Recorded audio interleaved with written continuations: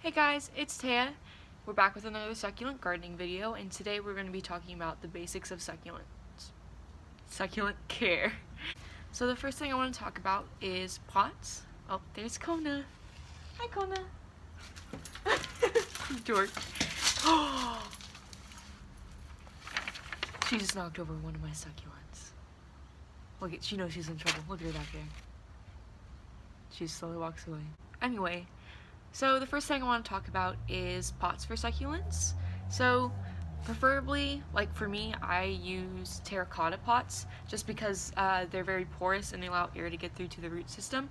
But it is also a must to have a drainage hole unless you're very experienced in succulents. It's a lot easier to water them if they don't have a drainage hole. It just allows all the extra water to pour out, not like pool at the bottom of the pot and rot all the roots. The next thing I want to talk about is their soil.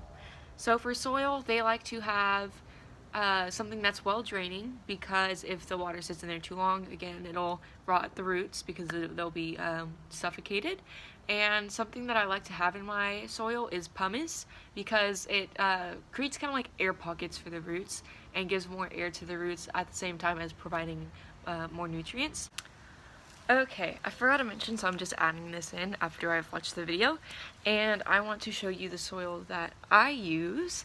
I'm almost out. I need to go buy some more.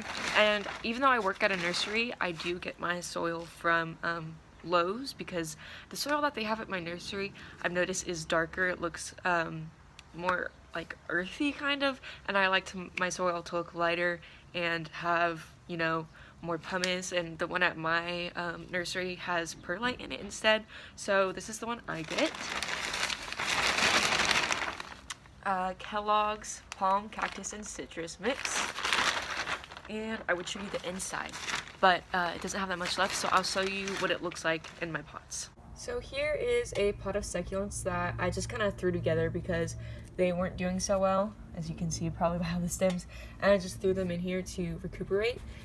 They're fine now. I could probably put them in their own pots. I just haven't gotten to that yet. But as you can see by the top of the soil, if I remove all this stuff, there's a lot of pumice at the top. The pumice tends to come to the top, but that's how I like my soil, with lots of pumice. And also you could see that it's lighter, and it's also more coarser than you would get for like normal flowers, like potting soil.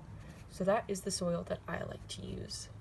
The next thing I want to talk about is light.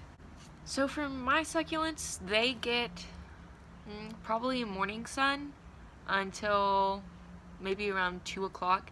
And in the winter, that seems to do them fine. But in the summer, I know that the sun's going to be too hot, and I'm going to end up having to move them, because if they get too much direct sun, then it can actually burn holes in the leaves, or it looks like root rot. What happens to my plants, like the leaves start to turn yellow, and then the whole plant just kind of like falls apart, and the stem gets all shriveled up, especially if it's too hot too. So if it's too hot and it's getting direct light for the whole morning, afternoon, it's not going to be any good for them. A general rule is to give them 4 to 6 hours of light from morning until afternoon, depending on the temperature. Partial shade is good for them in the afternoon, just so they don't get burned. The next thing I want to talk about is watering.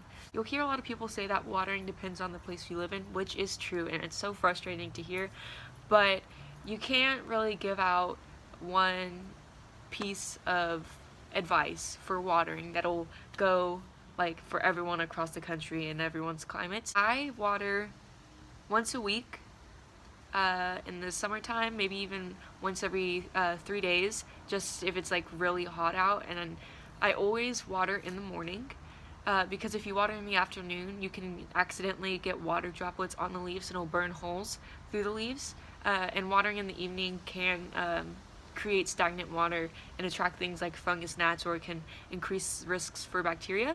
A good rule of thumb for when to water is whenever the soil is dry. You can either use your finger and dig around and see if it's damp at all, and if it is, just hold off until the soil is completely dry.